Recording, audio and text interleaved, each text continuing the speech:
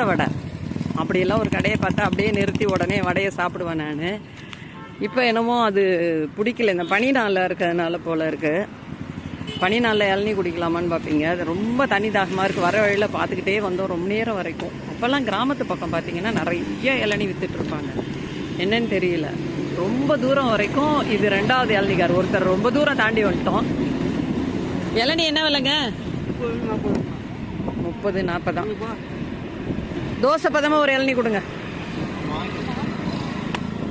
இளநீயில் எப்போவுமே தோசை பதமாக வாங்கி சாப்பிட்டா ரொம்ப நல்லாயிருக்கும், தண்ணி காயில். தோசை பதமானா இதான் சாப்பிட்றதுக்கு சூப்பராக இருக்கும். பாருங்க எவ்வளோ இளநீ. இளநீ சூப்பராக இருந்தது. என்ன ஊர் இளநீ? திருவன்காடா? நல்லா ருசியாக இருந்தது.